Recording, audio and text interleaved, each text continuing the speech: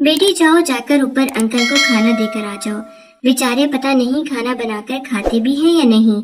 वैसे भी इस उम्र में उनसे खाना कहाँ बनता होगा। अम्मा ने खाना डोंगे में निकालते हुए मुझे थमाया और साथ में हदायत की कि वहाँ रुक मत जाना, फौरन से आ जाना, बर्तन सुबह ले आएंगे। मैं अम्मा की बात पर सर हिलाते ऊपर की तरफ चली आई। हमेशा की तरह घर से गमनाक गानों की आवाजें आ रही थीं। रोजाना अंकल ऐसे ही गाने सुनते थे। रेडियो पर पुराने कैसेट्स लगाकर गाने सुनते और घंटों बैठे सोचों में मुब्तला रहते। कई बार मेरा दिल करता कि अंकल के पास बैठकर बातचीत करूं और उनसे पूछूं कि आखिर वो ये गमज़दा गाने क्यों सुनते हैं, उनके घर वाले कहाँ हैं और वो अकेले क्यों रहते हैं। लेकिन इन तमाम सवालों के जवाबात पाने के लिए मुझे उनके पास रुककर उनसे बातचीत करने के लिए वक्त चाहिए था, जो कि मेरे पास नहीं था, क्योंकि अम्मा ने सख्ती से हदायत दी थी कि खाना देकर फौरन से वापस आ जाना, वहाँ बिल्कुल भी मत रुकना। इसलिए मैं खाना वहाँ रखते ही फौरन से नीचे आ जाती थी। अभी भी मैं अंदर दाखिल हुई तो हस्बे मामूल दरवाजा खुला हुआ था। ये जालीदार दरवाजा हमेशा खुला ही रहता था, सिर्फ रात के वक्त ही अंकल उसे बंद करते थे। मैंने खाना डाइनिंग टेबल पर रखा और वहीं से मुड़ने लगी। उसी वक्त अंकल की आवाज आई, बेटी क्या हुआ, खाना लाई हो? अंकल मुझे सामने नजर नहीं आ रहे थे, बस गाने की आवाजें आ रही थी। वो खुद न जाने कहाँ थे। उनकी आवाज गैलरी की तरफ से आ रही थी। मैं गैलरी में आई तो देखा कि वो गैलरी में नहीं बैठे थे, बल्कि नीचे गार्डन में मौजूद थे। मैं वहीं से झांककर उन्हें देखने लगी। घर के पिछले हिस्से में एक गार्डन था जो कि अंकल की ही मिल्कियत था। हम लोग वहां नहीं जाते थे। अंकल अपना ज्यादातर वक्त वहीं गार्डन में ही गुजारते थे। मैंने ऊपर से ही उन्हें इशारा किया कि हाँ मैं खाना लेकर आई हूँ। पता नहीं उन्हें कैसे समझ आ गया था कि घर में कोई दाखिल हुआ है, या फिर तन्हाई ने उन्हें इतना चौकन्ना कर दिया था कि हर हर आहट पर चौंक उठते थे। उन्होंने मुझे इशारे से नीचे बुलाया। मैं वहीं से दौड़ती हुई नीचे पीछे गार्डन की तरफ आ गई। वो एक पौधे के पास बैठे थे और उसी से बातें करने में मगन थे। मुझे काफी हैरत हुई कि एक पौधे से क्यों बातें कर रहे हैं। फिर मुझे लगा कि शायद उन्हें पेड़ पौधों से लगाव होगा। उन्होंने कहा, बेटी तुम हमेशा बस खाना लेकर आती हो, बैठकर मुझसे कोई बात नहीं करती। इस पौधे के अलावा मेरा यहाँ है ही कौन? तुम ही 2 पल मेरे पास बैठ जाया करो, मैं कोई बात ही कर लूंगा। अकेले रह रहकर अब मैं तंग आ चुका हूँ। मैंने अंकल से कहा, अंकल वो तो ठीक है, लेकिन मुझे ये बताएं कि आप इस पौधे से क्यों बात करते हैं? क्या उसे आपकी बातें समझ में आती हैं? मेरी बात सुनकर अंकल ने आंखों में आंसू भर के कहा, बेटी तुम क्या जानो, जिंदगी की साथी से बात करना कितना सुकून देता है। सारी जिंदगी मैं अपनी बीवी को बहुत ही बातें सुनाया करता था। जरा जरा सी बात पर उसे ताने देता और कहता कि तुमसे तो घर का कोई काम नहीं होता, पूरा दिन घर में पता नहीं क्या करती रहती हो। लेकिन उम्र के इस हिस्से में आकर मुझ जैसे मर्दों की अकड़ न जाने कहाँ खो सी जाती है, और फिर हमें अपनी जिंदगी की उस साथी की कदर आती है जो सारी जिंदगी हमारी अकड़ और गुस्सा सहती रही थी। मेरा भी अपनी बीवी से कुछ ऐसा ही रिश्ता था, और अब देखो मैं इस हाल में आ गया हूँ कि इस तरह अपनी बीवी से बात करनी पड़ रही है। मुझे कुछ समझ नहीं आई। अंकल ऐसी बात कर रहे थे जो आसानी से मेरी समझ में आने वाली नहीं थी। मुझे इस तरह की फलसफियाना बातें बिल्कुल समझ नहीं आती थी। अंकल ने मेरे चेहरे पर उलझन देखी तो बोले, ये पौधा ही मेरी बीवी है। शायद तुम्हें इस बात पर यकीन ना आए, लेकिन हकीकत यही है। इसीलिए मैं यहाँ बैठकर इससे बातें करता हूँ और अपने किए पर शर्मिंदगी का इजहार करके उससे माफी तलब करता हूँ। मैंने उसके साथ जो अच्छा वक्त था वो बहुत ही बुरे तरीके से गुजारा। कभी उसे कोई खुशी नहीं दी, कोई सुख नहीं दिया, और अब देखो मेरी तन्हाई की वाहिद साथी यही है। अंकल की बात पर मैं हंस पड़ी और वहां से सीधा अपने घर आ गई। अंदर कदम रखा तो अम्मा बोली, कहाँ गई थी तू? इतनी देर क्यों लगा दी? तुझे बोला था ना कि खाना रखते ही फौरन नीचे आ जाना, फिर तू कहाँ पर मसरूफ थी? मैंने अम्मा से कहा कि नहीं, मैं तो कब से नीचे आ गई थी, बस यही बाहर बैठी हुई थी। अम्मा बोली, ठीक है जल्दी जा, मशीन बंद हो गई है, कपड़े निकाल कर ऊपर फैला कर आ जा। आज इतवार का दिन था और ज्यादातर घरों की तरह हमारे घर में भी मशीन लगी हुई थी। पूरे हफ्ते के कपड़े जमा करके आज ही धोए जा रहे थे। मैंने मशीन से कपड़े निकाले और उन्हें साफ पानी से निकालने के बाद ऊपर लेकर आ गई। छत पर कपड़े फैलाने के लिए बहुत सी रस्सियां बंधी हुई थी। मैंने एक एक करके सारे कपड़े झाड़ कर फैलाना शुरू कर दिए। अभी मैं कपड़े फैला ही रही थी कि अचानक से मुझे पीछे से एक सीटी की आवाज सुनाई दी। अब ये कौन है जो इस समय ऊपर खड़ा सीटियां बजा रहा है? मैंने मुड़कर देखा तो वहां पर बराबर वालों का लड़का खड़ा था। میں نے سن رکھا تھا کہ جلد ہی اس کی اچھی نوکری لگنے والی ہے۔ اس کی اماں اکثر ہی ہمارے گھر میں آ کر اپنے بیٹے کی تعریفیں کرتی رہتی تھی، لیکن میں نے ایک بات نوٹ کی تھی کہ جب سے ہم یہاں آئے تھے تب سے ہمیشہ وہ چھت پر موجود رہتا تھا، اور آج تو مجھے دیکھتے ہی اس نے سیٹی بھی بجائی تھی۔ آس پاس کی چھتوں پر کوئی نہیں تھا جس سے میں یہ سمجھ لیتی کہ وہ کسی اور کے لیے بجا رہا ہوگا۔ یقیناً اس نے یہ میرے لیے ہی بجائی تھی۔ مجھے اپنی طرف متوجہ پا کر وہ ہاتھ ہلانے لگا۔ میں نے اشارے سے اس سے پوچھا کہ کیا ہوا ہے، تو اس نے ایک کاغذ پتھر پر باندھ کر میری طرف پھینکا اور ہاتھ سے کال کا اشارہ کیا۔ میں نے جلدی سے وہ کاغذ کھول کر دیکھا تو اس پر اس کا نمبر لکھا تھا۔ اس کی ایسی حرکت پر مجھے شدید ترین غصہ آیا اور میں نے وہ کاغذ اٹھا کر پھاڑ کر پھینک دیا۔ مجھے اس طرح کی حرکتیں کرنے والے لڑکے بالکل بھی پسند نہیں تھے، اس لیے مجھے اس پر بہت غصہ آ رہا تھا۔ میں نے جلدی سارے کپڑے پھیلائے اور بالٹی اٹھا کر نیچے آ گئی۔ اماں نے مجھے غصے میں نیچے آتے دیکھا تو کہنے لگی کہ کیا ہوا، اتنا غصہ کس لیے؟ ہر وقت غصہ تمہاری ناک پر رہتا ہے، آگے جا کر زندگی کیسے گزارو گی؟ سسرال میں جاؤ گی نا تو یہ ساری عقل نکل جائے گی۔ اماں بات بات پر روایتی ماؤں کی طرح مجھے سسرال کا ڈراوا دیتی تھی۔ میں اکتا گئی اور بالٹی زور سے پٹک کر زمین پر رکھی اور اماں سے کہا کہ کیا ہر وقت ایک ہی بات کرتی رہتی ہو؟ غصہ آ گیا تو آ گیا نا، ایک نارمل انسان کو ہی غصہ آتا ہے۔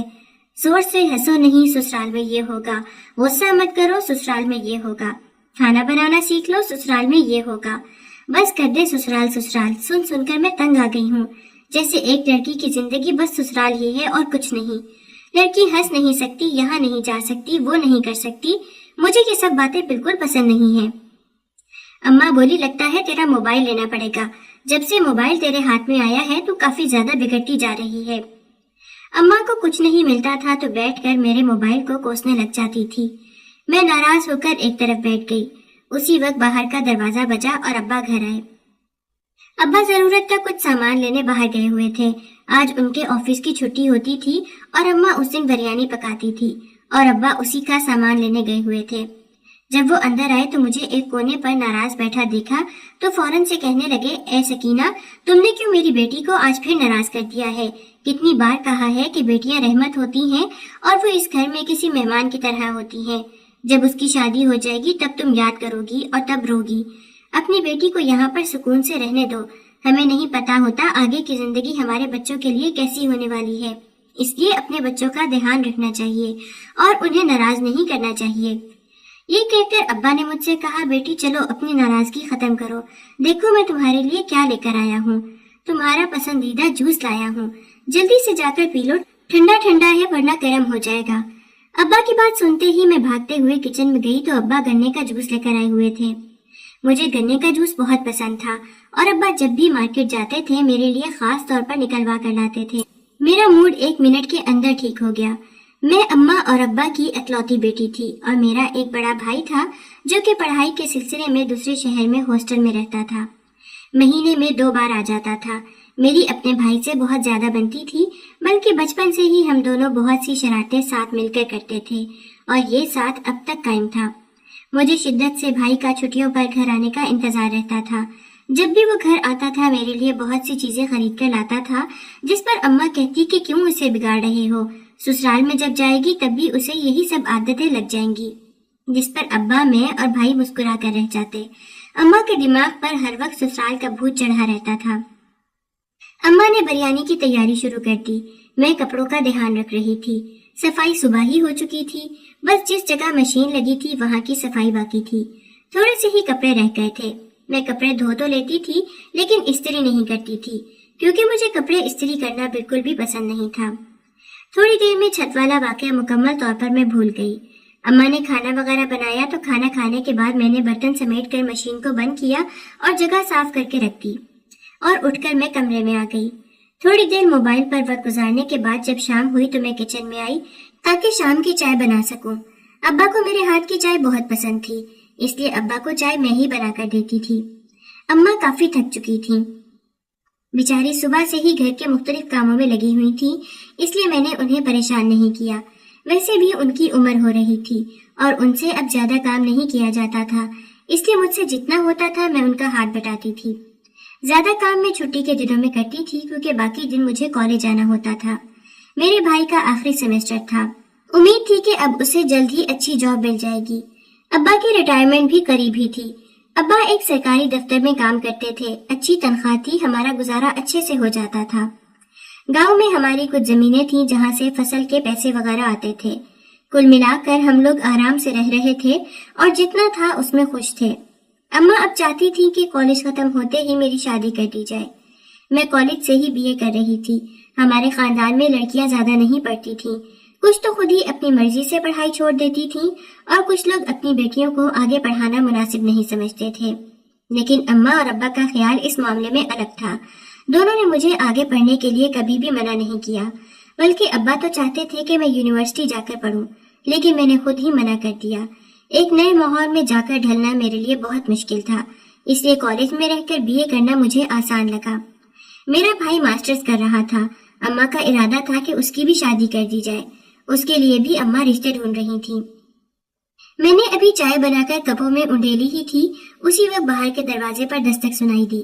میں فوراً سے باہر آئی اور پوچھا کہ کون ہے، تو ساتھ والی پڑوسن کی آواز آئی کہ تمہاری اماں گھر پر ہیں، دروازہ کھولو۔ میں نے فوراً سے دروازہ کھول دیا۔ یہ اسی لڑکے کی ماں تھی جو چھت پر کھڑا سیٹیاں بجا رہا تھا۔ میں نے فوراً سے اندر اماں کو آواز دی کہ اور کہا کہ اماں ساتھ والی آنٹی آئی ہیں، آپ کا پوچھ رہی ہیں۔ میں نے آنٹی کے لیے بھی چائے ایک کپ میں نکال کر دی اور ابا کو جا کر اندر چائے دے کر آئی۔ اماں اور آنٹی کی چائے وہیں رکھ دی اور خود ابا کے ساتھ بیٹھ کر چائے پینے لگ گئی۔ مجھے شام کا یہ وقت بہت ہی اچھا لگتا تھا جب سارے گھر والے ایک ساتھ ہوتے تھے، اور اس وقت ہمیں بھائی کی کمی بہت محسوس ہوتی تھی۔ لیکن میں اس وقت میں بھائی کو کال کر لیتی تھی، وہ ہاسٹل پہنچ چکا ہوتا تھا اور پھر ہم سب مل کر بات کرتے۔ یوں لگتا تھا کہ جیسے ہم سب ایک ساتھ بیٹھے ہیں۔ لوگ ہمارے گھر آنے کی مثال دیتے تھے۔ اماں بھائی سے کہتی کہ اب تو واپس آ جاؤ، یہیں سے پڑھنے کے لیے چلے جانا یا صرف پیپر دینے کے لیے چلے جانا۔ تو بھائی اماں کو سمجھاتا تھا کہ اماں یہاں سے وہاں جانا اتنا آسان نہیں ہے، روز کا کئی گھنٹوں کا سفر ہے اور میں یہاں رہ کر پڑھائی نہیں کر سکتا، کیونکہ آخری سیمسٹر ہے اور کلاسز اگر میں نے چھوڑ دی تو میرا بہت نقصان ہوگا اور پیپر میں بیٹھنے کی اجازت بھی نہیں ملے گی۔ میرے بھائی کا نام اسفندیار تھا اور میرا نام نازلی۔ اماں چاہتی تھی کہ ہم دونوں کی شادی ایک ہی گھر میں کی جائے، لیکن ابا وٹے سٹے کے حق میں بالکل بھی نہیں تھے۔ ابا کا کہنا تھا کہ پہلی بات ہے کہ وٹا سٹا کرنا ہی نہیں چاہیے، اور دوسری بات اگر ہو بھی جائے تو اس پہ بہت سی مصیبتیں بھی سہنی پڑتی ہیں۔ بہتر یہی ہے کہ جہاں پر ٹھیک لگے گا وہیں پر کر دیں، زبردستی وٹا سٹا کرنے کی کوئی ضرورت نہیں ہے۔ بہرحال اماں نے رشتے والی کو بلوا کر میرے اور بھائی کے لیے رشتے دیکھنے کو کہہ دیا تھا۔ میں نے اماں سے کہا تھا کہ بھائی سے ایک بار پوچھ لیں، اگر انہیں کوئی پسند ہے تو ہم وہی رشتہ کر دیتے ہیں۔ ابا اور اماں نے بھائی سے پوچھا تو انہوں نے کہا کہ جو آپ پسند کریں وہی مجھے پسند ہے۔ یہاں پر میں کسی سے نہ تو زیادہ بات کرتا ہوں اور نہ ہی کسی کو پسند کرتا ہوں، میرا پورا دھیان بس پڑھائی پر ہی ہے۔ اس کے بعد سن کر اماں نے خود ہی رشتے ڈھونڈنے شروع کر دیے تھے۔ امید تھی کہ جلد ہی کوئی اچھا رشتہ مل جائے گا، لیکن میں نے اماں سے صاف کہہ دیا تھا کہ میری اور بھائی کی شادی ایک دن پر مت رکھیے گا، کیونکہ میں بھائی کی شادی کو بہت انجوائے کرنا چاہتی ہوں۔ میرا ایک ہی بھائی ہے۔ پتہ نہیں باہر بیٹھی آنٹی اور امی کیا باتیں کر رہی تھیں، کیونکہ آج ہی ان کے بیٹے نے مجھے سیٹی ماری تھی۔ کہیں اسی بات کا ذکر تو نہیں ہو رہا ہوگا۔ میں نے اماں کو کچھ بتایا بھی نہیں تھا، اگر اماں کو پتہ چلا تو وہ مجھ پر الٹا ہی غصہ ہونے لگ جائیں گی۔ میں تھوڑا گھبرا رہی تھی۔ ابا نے چائے کی چسکی لیتے میرے چہرے پر گھبراہٹ دیکھی تو کہنے لگے، بیٹی کیا ہوا ہے، تم اتنا زیادہ ڈر کیوں رہی ہو؟ کوئی بات ہوئی ہے یا پریشان ہو؟ مجھے بتاؤ، تمہاری اماں نے ڈانٹا ہے؟ میں نے ابا سے کہا، نہیں ایسی کوئی بات نہیں ہے۔ پھر کچھ سوچ کر میں نے ابا کو ساری بات بتا دی۔ ابا کے چہرے پر غصے کی لالی چھانے لگی۔ میں ایسی ہی تھی، جو بھی بات ہوتی تھی اپنے ابا اور اپنے گھر والوں کو بتا دیتی تھی، کیونکہ شروع سے ابا لوگوں نے مجھے ایسا ہی رکھا تھا کہ کوئی بھی بات نہ چھپاؤں۔ انہوں نے مجھے اتنا اعتماد دیا تھا اور اسی اعتماد کے ہوتے ہوئے میں نے انہیں بات بتا دی، ورنہ عام طور پر دیکھا جائے تو لڑکی کو اگر کوئی چھیڑتا ہے تو بھی وہ بیچاری اپنے گھر والوں کو نہیں بتا پاتی، کیونکہ الٹا اس پر ہی الزام لگایا جاتا ہے۔ لیکن میرے ساتھ ایسا نہیں تھا۔ میرے ابا اور گھر والے کبھی بھی مجھ پر کوئی الزام نہیں لگاتے تھے، بلکہ معاملے کو سلجھانے کی کوشش کرتے تھے۔ ابھی بھی ابا جانتے تھے میری کوئی غلطی نہیں ہے، اس لیے انہوں نے کہا، بیٹی تم پریشان نہیں ہو، میں اس معاملے کو دیکھ لوں گا۔ اگر اس نے دوبارہ ایسی حرکت کی تو اس کے ابا سے بات کر کے خوش اسلوبی سے معاملہ نمٹا دوں گا۔ اس عمر میں لڑکے ایسی حرکتیں کرتے ہی ہیں، انہیں اگر کوئی پسند ہوتا ہے تو بتانے کا سلیقہ نہیں آتا۔ بہرحال تم اب احتیاط کرنا، ज्यादा देर छत पर मत जाना। मैंने अब्बा की बात सुनकर हाँ में सर हिला दिया। फिर मैंने अब्बा से कहा, अब्बा आज एक अजीब बात हुई है। अब्बा बोले, वो क्या? फिर मैंने उन्हें सारा वाकया बताया कि किस तरह ऊपर वाले बूढ़े अंकल पौधे से बात कर रहे थे, और जब मैंने पूछा तो कहने लगे ये मेरी बीवी है। अब्बा भी मेरी बात सुनकर हंस पड़े और कहने लगे शायद बुढ़ापे में इंसान का दिमागी तवाज़ुन थोड़ा खराब हो जाता है, शायद इसी वजह से वो अपनी तन्हाई से घबरा कर उस पौधे से बात करने लगे हों और उसे ही अपनी बीवी समझ रहे हों। चलो कोई बात नहीं है, खैर अपनी अम्मा के सामने ये बात मत करना वरना वो गुस्सा हो जाएंगी, जानती हो ना इन्हें। अब्बा की बात सुनकर मैं भी जोर से हंस पड़ी। बहरहाल अगले दिन मैंने दोबारा अंकल को पौधे से बात करते देखा। अंकल दोबारा से कहने लगे, ये मेरी बीवी है इसलिए मैं इससे बात कर रहा हूँ। मैंने अंकल से कहा, अंकल आपकी बीवी तो काफी अरसे पहले ही वफात पा गई थी, तो आखिर आप इस पौधे को क्यों अपनी बीवी कहते हैं? आपके बच्चे कहाँ पर हैं? अंकल कहते, उनके बारे में बात मत करो, वो मुझे छोड़कर चले गए। उनका कहना था कि उनकी माँ मेरी वजह से ही मरी है। शायद सही ही कहा था। मैंने उस बेचारी को सारी जिंदगी तकलीफें ही तकलीफें दी हैं और वो उनका बोझ ना सहार सकी। अंकल हर वक्त खुद को इल्जाम देते रहते थे और उस पौधे के पास बैठकर रोते हुए माफिया मांगते थे। मुझे उन अंकल पर कभी कभी बहुत तरस आता था। पता नहीं उन्हें अपनी बीवी की कितनी कमी महसूस होती होगी। इस बुढ़ापे में अकेले रहते हुए वो अपने बच्चों को याद करके कितना रोते होंगे। एक दिन मैंने काम करते हुए अम्मा से बातों ही बातों में ऊपर वाले अंकल का जिक्र किया और कहा कि अम्मा हमारे मालिक मकान की हालत तो बहुत ही खराब नजर आती है। उनकी बीवी बेचारी भी इस दुनिया में नहीं रही और उनके बच्चे उन्हें छोड़कर चले गए हैं। ऐसे में वो अपना बुढ़ापा कैसे काट रहे होंगे? किसी को तो उनका ध्यान रखना चाहिए। अम्मा बोली, हम जितना कर सकते हैं उतना कर रहे हैं, रोजाना खाना बनाकर उन्हें दे देते हैं, इससे ज्यादा क्या कर सकते हैं? मैंने अम्मा से कहा, इंसान को सिर्फ खाने की जरूरत नहीं होती बल्कि किसी के साथ की जरूरत भी होती है, कोई ऐसा जो उनकी बातों को सुने और समझे। अम्मा बोली, इस तरह की बातें करना बंद कर दे, तुझे मैंने कितनी बार कहा है कि उनका जिक्र मत किया कर, तेरा उनसे क्या मतलब? जब उनके अपने बच्चों को उनकी फिक्र नहीं है तो हम क्यों करें? अम्मा की बात पर मैं खामोश हो गई। हर इंसान यही सोचता है कि जब सामने वाले को फिक्र नहीं है तो हम क्यों करें। बहरहाल मैंने अम्मा से छुपकर कुछ वक्त उन बुजुर्ग के साथ गुजारना शुरू कर दिया ताकि उन्हें अकेलेपन का एहसास न हो। अंकल मुझे अपने माजी की हर बात बताते कि कैसे उन्होंने ये घर बनाया, क्या काम करते थे, उनके बच्चे कैसे थे। उनकी बातों से मुझे एहसास हुआ कि उन्हें अपने माजी पर और अपनी हरकतों पर बहुत ही पछतावा है। वो बस अपनी बीवी के लिए रोते रहते थे और उस पौधे से बातें करते हुए कहते, ये मेरी बीवी है। वो उससे बिल्कुल ऐसे बातें करते थे जैसे उनकी बीवी सामने बैठी हो।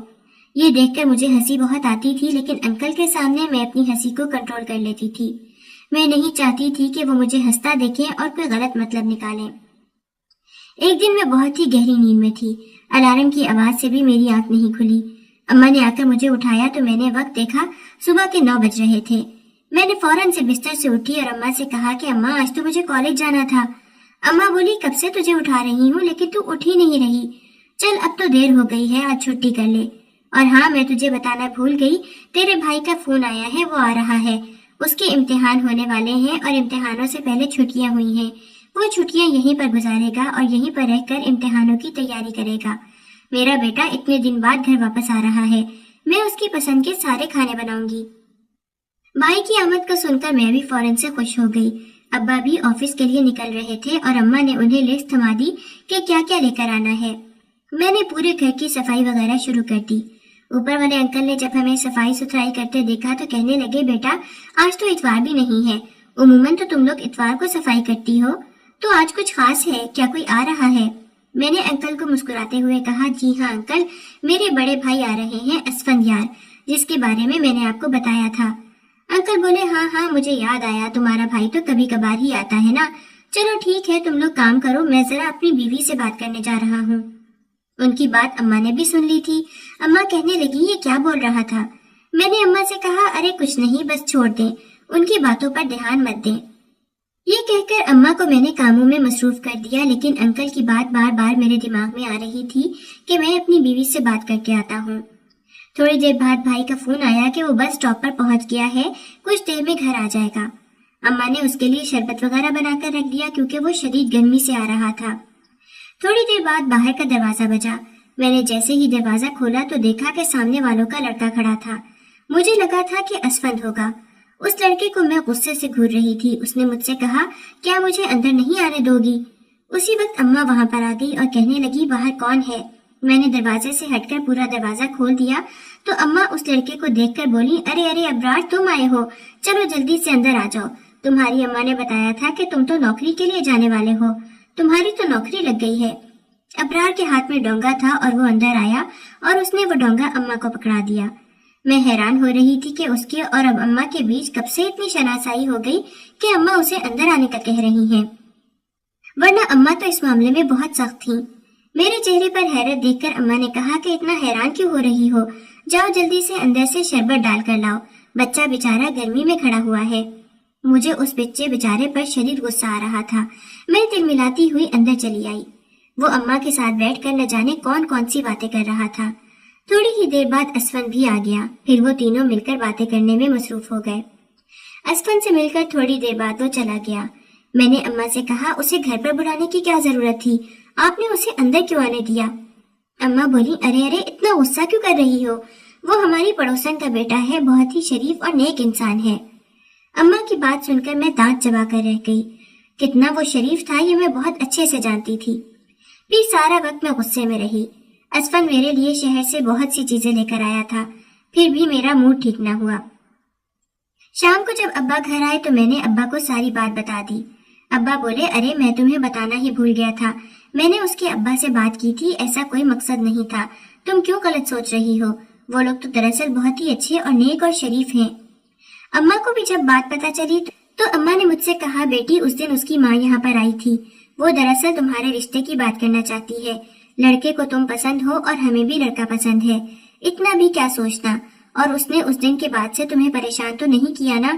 دوبارہ انہوں نے سیدھے طریقے سے آ کر بات کی ہے تو ہم بھی آگے سے بدتمیزی نہیں کر سکتے۔ اس رشتے کے بارے میں تمہارے ابا سے بھی میں نے بات کر لی تھی، ہم سوچیں گے اور پھر جواب دیں گے، کوئی جلدی نہیں ہے۔ میں نے اماں سے کہا کہ میں اس لچے لفنگے سے بالکل شادی نہیں کرنا چاہتی ہوں۔ اماں بولی، دھیرے بولو، ساتھ والوں کے گھر آواز چلی جائے گی۔ میں نے اماں سے کہا، جاتی ہے تو جاتی رہے، وہ اوپر کھڑے ہو کر مجھے سیٹیاں مار رہا تھا اور اب اس کے بعد فوراً سے رشتہ لے کر آ گیا۔ میں اس کی اس دن والی حرکت اب تک بھولی نہیں تھی اور کچھ مجھے اس سے چڑ بھی محسوس ہونے لگ گئی تھی۔ خیر، اماں نے مجھ سے کہا، سوچ لینا اس بارے میں، ہماری طرف سے کوئی زبردستی نہیں ہے، لیکن ہمیں بھی لڑکا پسند ہے، اچھا شریف ہے اور اچھی نوکری لگ رہی ہے اس کی، محلے کی ہر عورت چاہتی ہے کہ اس کی بیٹی کی شادی یہاں پر ہو جائے، لیکن وہ لوگ خود چل کر ہمارے پاس رشتہ لے کر آئے ہیں، اس سے زیادہ تمہیں کیا چاہیے؟ اور وہ ویسے بھی تمہارے بھائی کا اچھا دوست ہے، تمہارے بھائی سے بھی بات ہوئی ہے، وہ پوری طرح سے راضی ہے۔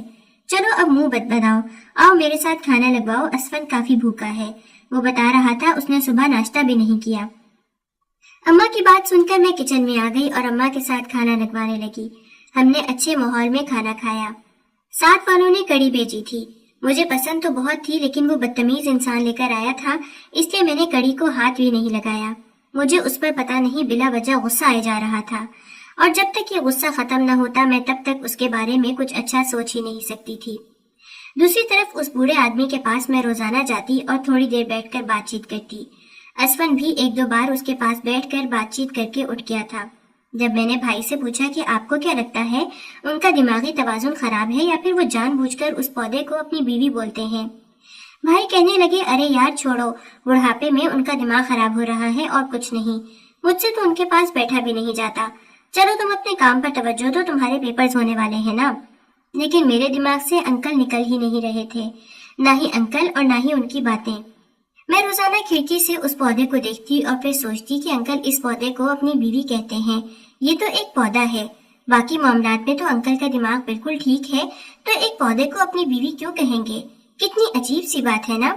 لیکن اماں مجھے منع کرتی کہ وہاں جا کر ان کے پاس بیٹھنے کی کوئی ضرورت نہیں ہے، وہ ہمارے مالک مکان ہیں، اس سے زیادہ کچھ نہیں۔ ایک دن میں چھت پر کپڑے پھیلانے گئی تو سوچا کہ ساتھ میں چھت کی صفائی بھی کر لیتی ہوں، مہینے میں ایک بار صفائی کرنا ضروری تھا ورنہ سارا کچرا نیچے کی طرف آ جاتا۔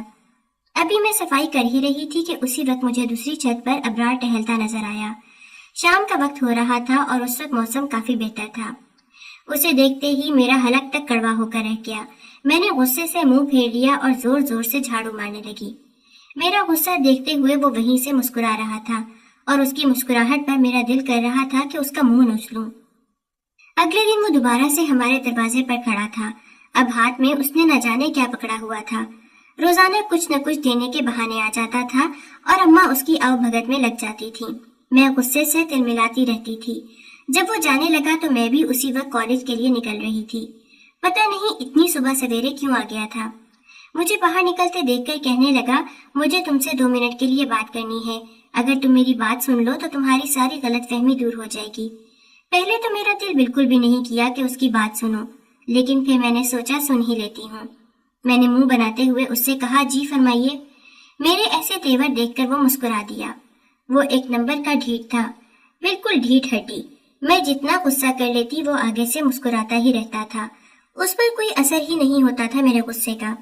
پھر اس نے مجھ سے کہا، دیکھیں اس دن جو ہوا اس کے لیے میں معافی مانگتا ہوں۔ دراصل میں موویز بہت دیکھتا ہوں اور انہی کو دیکھ کر میں انسپائر ہو گیا تھا اور میں نے اسی لیے یہ طریقہ اپنایا۔ آپ کو پسند تو میں کافی عرصے سے کرتا ہوں، لیکن مجھے لگا کہ آپ کو اپنی پسند بتانے کا یہی طریقہ ہے۔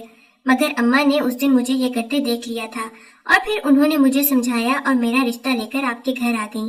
میرا کام تو آسان ہو گیا، لیکن آپ مجھ سے ناراض ہو گئی ہیں۔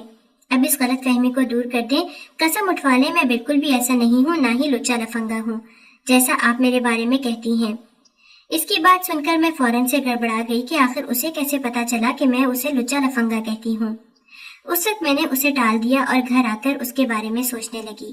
وہ ہر لحاظ سے بہتر تھا، اس کے گھر والے بھی اچھے تھے، تو انکار کی کوئی وجہ نہیں تھی۔ اس لیے اگلے دن ہی میں نے اماں کو شرماتے شرماتے ہاں کر دی۔ میری ہاں سن کر سب لوگ بہت خوش ہو گئے۔ ابرار کے گھر والے فوراً سے مٹھائی لے کر آئے اور بات پکی کر دی۔ ابرار تو حد سے زیادہ خوش ہو رہا تھا، اس کی دلی خواہش پوری ہو رہی تھی۔ جب یہ تمام معاملات طے ہو گئے تو پھر میں شام کے وقت میں نے مٹھائی پلیٹ میں رکھی اور اوپر کی طرف چلی آئی۔ سوچا کہ انکل کو بھی اپنی منگنی کے بارے میں بتا دیتی ہوں اور مٹھائی بھی دے دیتی ہوں۔ لیکن جب میں اوپر آئی تو آج معمول کی طرح مجھے نہ تو ریڈیو پر لگے پرانے گانوں کی آوازیں آ رہی تھیں اور نہ ہی انکل کی کوئی آواز سنائی دے رہی تھی۔ میں نے کھڑکی سے جھانک کر نیچے دیکھا تو انکل اس پودے کے پاس موجود ہی نہیں تھے۔ میں انکل کو زور زور سے بلانے لگی لیکن انکل کہیں پر بھی نظر نہیں آ رہے تھے۔ میں نے گھبرا کر کمرے چیک کرنا شروع کیے تو ایک کمرے میں وہ مجھے لیٹے نظر آئے۔ ان کی آنکھیں بالکل بند تھیں اور وہ بالکل سیدھے لیٹے ہوئے تھے۔ میں انہیں آوازیں دیتی رہی لیکن وہ ہل بھی نہیں رہے تھے، نہ ہی میری آواز سن رہے تھے۔ میں فوراً سے پریشان ہو گئی۔ کچھ انہونی ہونے کا احساس مجھے شدت سے ہو رہا تھا۔ الٹے قدموں میں نیچے بھاگتی ہوئی آئی۔ اماں نے مجھے حواس باختہ دیکھا تو پوچھنے لگی، کیا ہوا ہے، کیوں حواس باختہ بنی ہوئی ہو؟ میں نے اماں کو بتایا، اوپر والے انکل وہ بالکل بھی ہل نہیں رہے ہیں۔ ابا اور اسفن بھی بات سن کر فوراً سے اوپر بھاگتے ہوئے آئے۔ جب انہیں دیکھا تو وہ گزر چکے تھے۔ ابا نے ڈاکٹر کو بلایا۔ ڈاکٹر نے بھی اس بات کی تصدیق کر دی کہ نہ جانے کب وہ چلے گئے۔ مجھے کافی افسوس ہونے لگا۔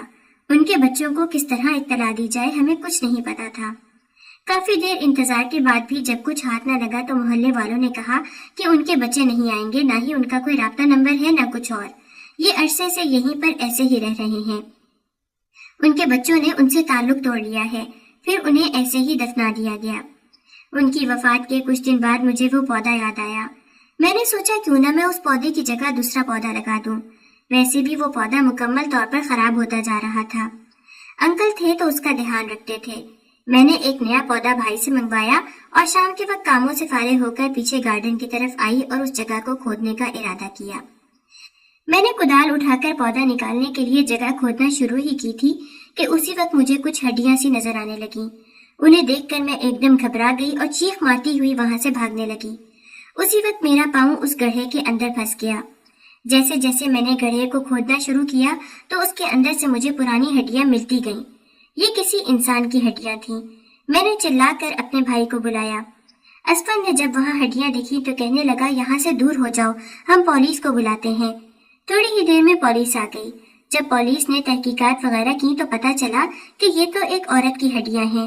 اس بوڑھے کے گھر والوں کو ڈھونڈ کر اس کے بچوں کو یہاں بلوایا گیا۔ تب سارا ماجرا سامنے آیا کہ بہت سال پہلے بوڑھے نے اپنی بیوی کو اتنا مارا پیٹا کہ اس کی حالت بہت خراب ہو گئی۔ اس کے بچے روتے ہوئے اپنی ماں کو ہسپتال لے کر گئے۔ کچھ دن بعد ہسپتال سے واپس لائے تو ایک بار پھر سے بوڑھے نے جھگڑا کیا اور اس کے سر پر ایک گلدان دے مارا۔ جس کی وجہ سے وہ عورت وہیں پر ڈھیر ہو گئی۔ بوڑھے نے پولیس سے بچنے کے لیے وہیں گڑھا کھود کر اسے دفنا دیا اور اس کے اوپر ایک پودا لگا دیا۔ اس کے بچوں نے اپنے باپ کی اس حرکت کی وجہ سے اسے چھوڑ دیا اور یہاں سے ہمیشہ ہمیشہ کے لیے چلے گئے۔ وقت گزرنے کے ساتھ ساتھ جیسے جیسے اس بوڑھے پر کمزوری اور بڑھاپا طاری ہونے لگا، تب اسے اپنی غلطی کا احساس ہوا اور پھر تنہائی کا شکار ہوتے ہوئے وہ اپنی بیوی سے معافی مانگنے لگا۔ اس پودے کو گھنٹوں بیٹھ کر دیکھتا، صرف وہی جانتا تھا کہ اس کی بیوی وہاں دفن ہے اور اس کے بچے اس بات سے واقف تھے، اور کوئی بھی کچھ نہیں جانتا تھا۔ پتہ نہیں اتنا بڑا واقعہ محلے والوں سے کیسے چھپا رہ گیا۔ ان کے بچوں نے ہم سے کہا کہ آپ یہاں پر کرائے پر رہ سکتے ہیں، اوپر والا پورشن بند ہی رہے گا، ہمیں اپنے باپ سے کوئی لینا دینا نہیں ہے۔ اماں اور ابا نے انہیں سمجھایا کہ اس طرح سے تعلق نہیں توڑتے، وہ بہت مشکل حالات میں رہے تھے، لیکن ان کے بچے یہ کہہ کر چلے گئے کہ انہوں نے ہماری ماں کو مارتے ہوئے تو یہ نہیں سوچا کہ ایک دن وہ بھی اس حال میں آ سکتے ہیں۔ بہرحال ان کے جانے کے بعد اماں اور ابا نے اسفن بھائی کا بھی رشتہ طے کر دیا۔ بھائی کی پڑھائی مکمل ہو چکی تھی اور اب وہ جاب کرنے لگ گئے تھے۔ میری شادی پہلے رکھی گئی تھی اور بھائی کی بعد میں۔ ابرار اس شادی سے بہت زیادہ خوش تھا، ہر وقت مجھے چھیڑتا رہتا۔ میں مایوں بیٹھی تو مجھ سے 1000 بار کہتا کہ باہر آؤ، میں تمہیں ایک پل کو دیکھنا چاہتا ہوں، لیکن میں نے کہہ دیا کہ مایوں کی دلہن کو لڑکا نہیں دیکھ سکتا، لیکن وہ بضد تھا، اس لیے میں چھت پر اس سے ملنے آ گئی۔ مجھے دیکھ کر وہ بولا، میں تمہیں ہمیشہ خوش رکھوں گا، میں تمہیں مایوں کے روپ میں ایک بار دیکھنا چاہتا تھا، تم تو بہت ہی خوبصورت لگ رہی ہو۔ لڑکے پر بہت بڑا ظلم کیا جاتا ہے کہ مایوں کی دلہن اسے نہیں دکھائی جاتی۔ اس کی بات سن کر میں مسکرا اٹھی اور میں نے اس سے کہا، ہاں لیکن تم پر تو ایسا ظلم نہیں ہوا نا، تم نے تو دیکھ لیا نا، چلو اب میں جاتی ہوں۔ یہ کہہ کر میں سہج سہج کر چلتی نیچے کی طرف آ گئی۔ مجھے یقین تھا کہ ابرار کے ساتھ میری زندگی بہت ہی اچھی اور خوشیوں بھری ہوگی۔ میں انکل اور اس پودے کو اب تک نہیں بھولی تھی۔ اس پودے کی جگہ میں نے دوسرا پودا لگا دیا تھا اور روزانہ اس کا دھیان رکھتی تھی۔ بعض دفعہ ہم طاقتور ہوتے ہوئے اپنی حدیں بھول جاتے ہیں اور اپنے سے کمزور پر ہر طرح کا ظلم کرتے ہیں، اور یہ سب کرتے ہوئے ہمیں اس بات کا اندازہ بالکل نہیں ہوتا کہ ایک دن ہم بھی کمزور ہو جائیں گے اور تب وقت ہم پر ظلم کرے گا۔